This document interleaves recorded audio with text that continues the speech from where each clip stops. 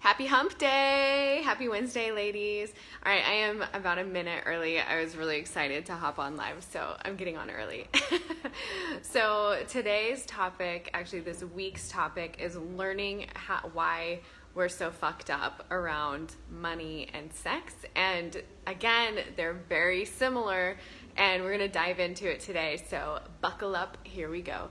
So to start out, the topic for today is why you're so fucked up about money and how to learn how to heal the relationship. So this is going to be a fun conversation, and when I lovingly say why you're fucked up around something, it is really more out of making a joke of it, lightening it up and softening it around a very, around big topics that we do carry a lot of shame around, and maybe we do feel really fucked up about. But the beauty here is that it's not entirely your fault. You've been taught a lot of things about your sexuality and your finances that are just flat out lies.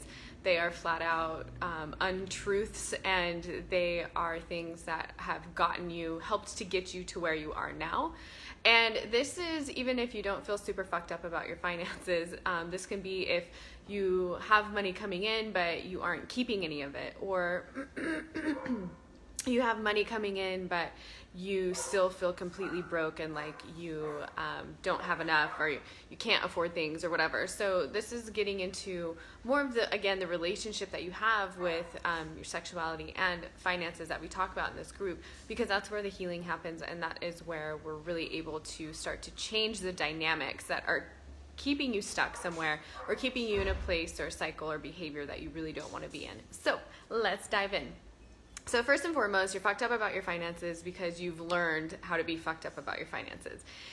Even people who grow up in wealthy families, unless their parents are really particular about teaching them their habits and ways of talking about money, ways of spending money, children of wealthy families can also go bankrupt, can blow through their trust, that can literally not understand money because it was just given to them, and they didn't have to earn it and learn the different things. So unless you grew up in a family where money was talked about in healthy ways, you were taught how to invest money, how to make money that wasn't trading time for money, you're probably going to be a little bit fucked up about your finances. And so let's dive in. So we're pretty much most people, even the 1% who make a lot of money, can be really fucked up around their finances because they are still coming from a place of not enough, scarcity, lack, trying to get validation through the money. So really this stems from looking at what your purpose is and where your real intent is with making money. So if you are just going after success or money to make the money because once you make the money you think you're going to be happier, feel better, have more security, I can guarantee you that it's only going to amplify the things. We see this with celebrities all day long, where they commit suicide or spend everything and are completely broke, like Kanye or MC Hammer, all these, or all these other celebrities that, even though they have like immense wealth, it's the inner dynamics of them not knowing how to actually invest and grow the money and to keep the money in a way that is really serving them and in creating the safety, the security, and that just the feeling of well-being that money brings. And I do want to say too in this that you being financially independent and you having your financial shit together is actually like the most feminist thing that you can do. And I love tying this in with our financial empowerment, because when you as a woman are financially independent, when you are financially free, when you are bossing it up in your finances, you actually have more political, economical, just a voice, a bigger voice in general, to be able to invest in movements or charities or funds that you really believe in, to start creating the change that you actually want to see in the world. And we need more women to be in places of power, and part of that is being financially affluent, because when you're financially affluent, you actually are able to, you feel more powerful and independent and are able to stand in your voice in a different way than if you're still in scarcity mode or owing things to people or feeling like subservient to your job or to your finances. And it's just a very different place to come from. It's a very different energetic. And so I'm going to dive in first into how you were taught this growing up through your family, through the government, through the patriarch, through all of the things. And then we're going to talk about some inner work and inner shifts that you can do to start changing your relationship with your finances. So whether or not you feel like you're living paycheck to paycheck, or you have a ton of money coming in, but you still feel broke or like scarcity or like not enough, or I can't afford this, it's the full spectrum because it's all an inner game and it's all your relationship to the thing. So let's go. So you are fucked up about finances because our government, economics, political, patriarchy, all of the main structures of how our government and society is run is based off of a little bit off of fear mongering.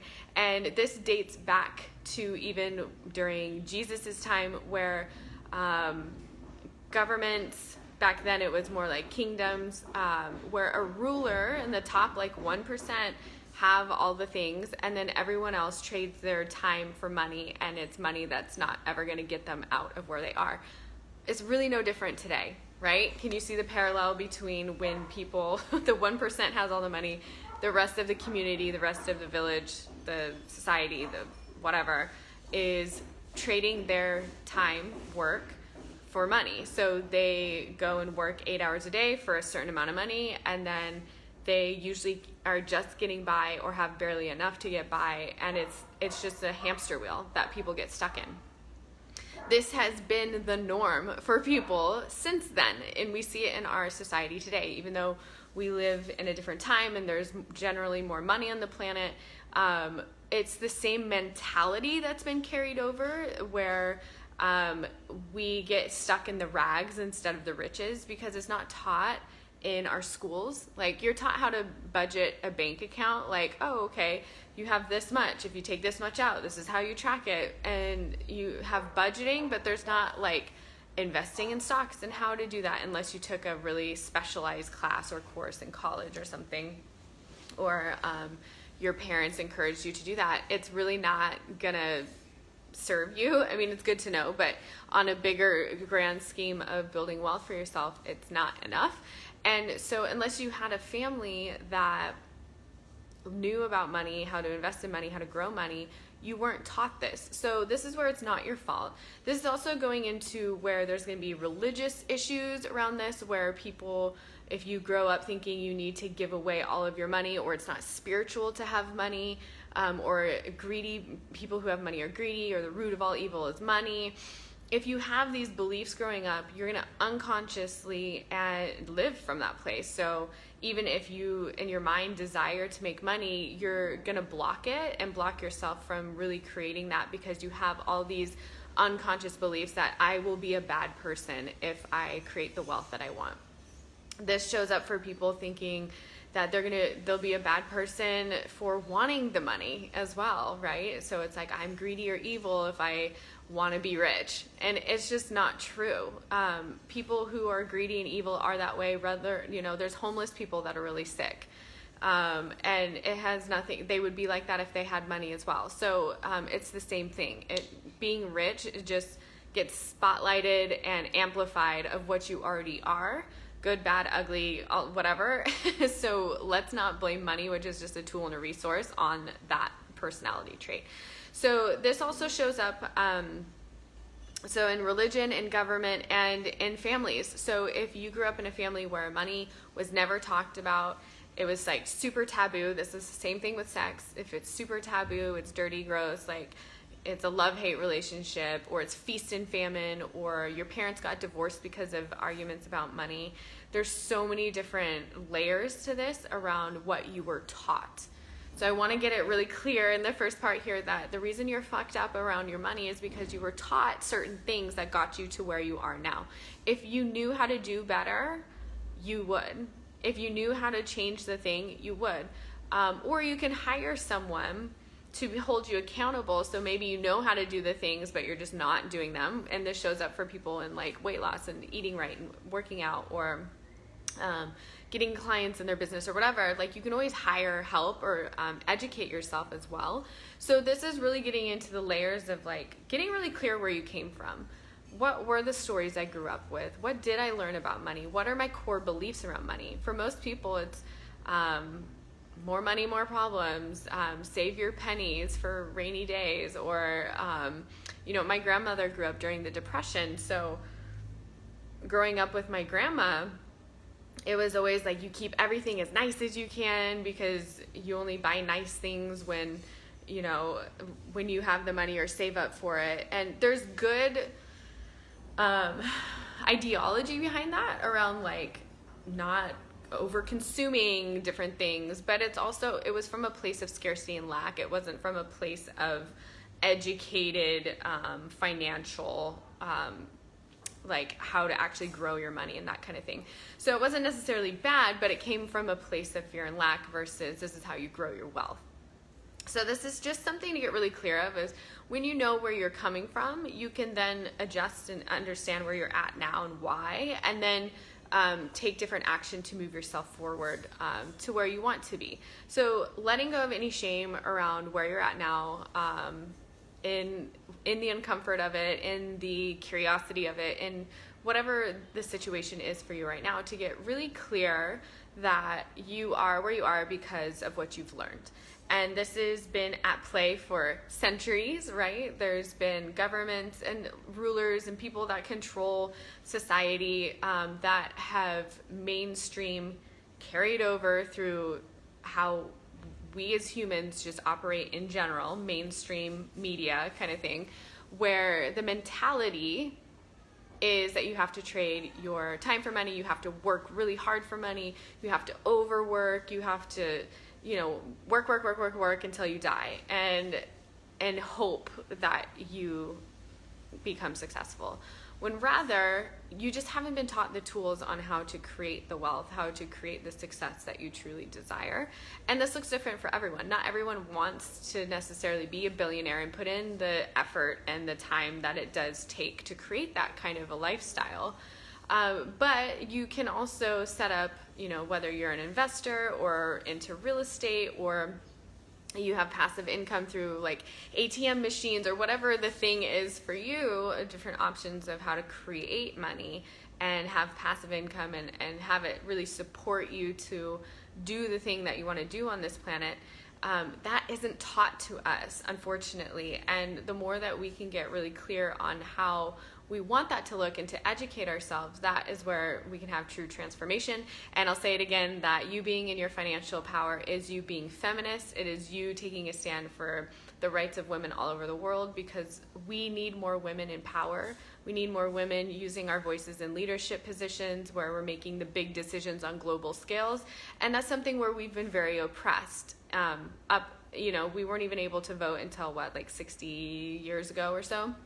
So this is really getting to understand how powerful we are as women in decision making, in wealth building. Now that we have the opportunity to do so, we have been oppressed and held off out of this part of the game of society and life for a very long time, right? It's been centuries that we haven't been able to vote or have our own bank accounts, right? We weren't able to have our own bank accounts until I think around the same time we were able to vote, right? It was in the 60s era time.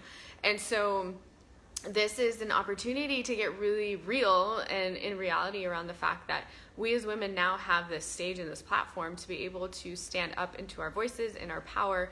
And a huge piece of this is through our financial independence and us being able to have the affluence and the ability to be able to invest and grow our own wealth and have it not be dependent upon a man or our families or different things. And so it really gets us in a place of ownership and stepping into really into the freedom that creates for all of us.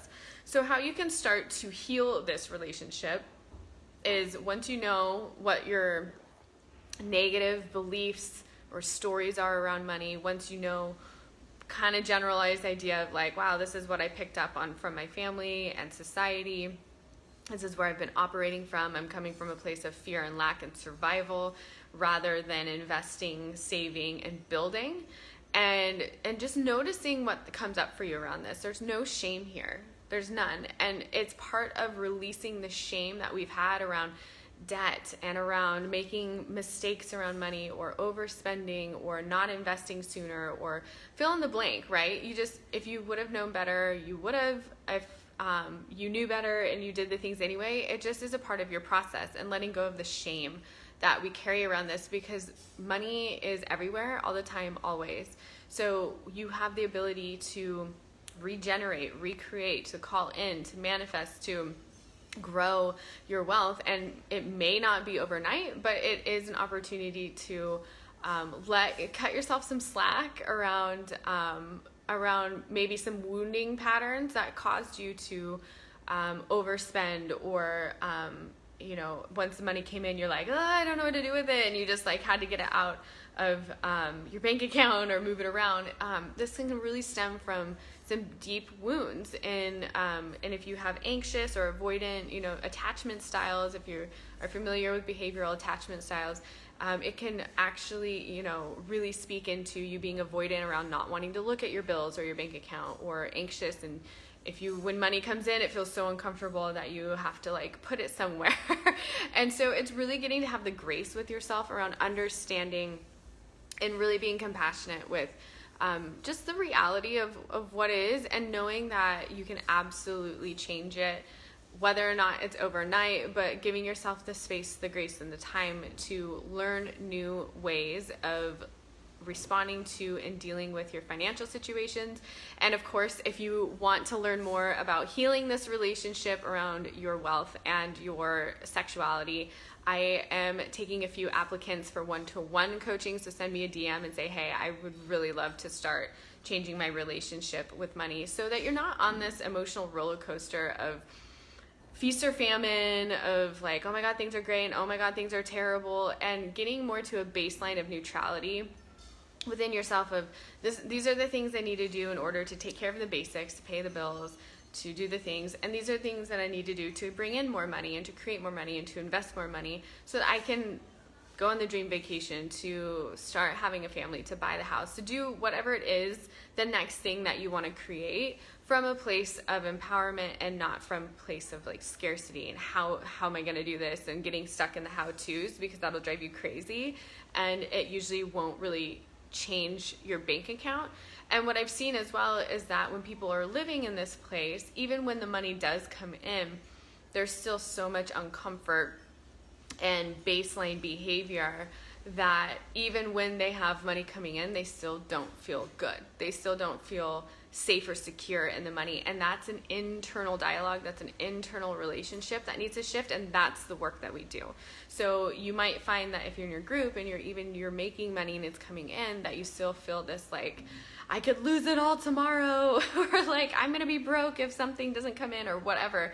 That is really where the shift needs to happen. So I hope this serves you. As always, take what you need, and I will see you soon. Have a great rest of your day.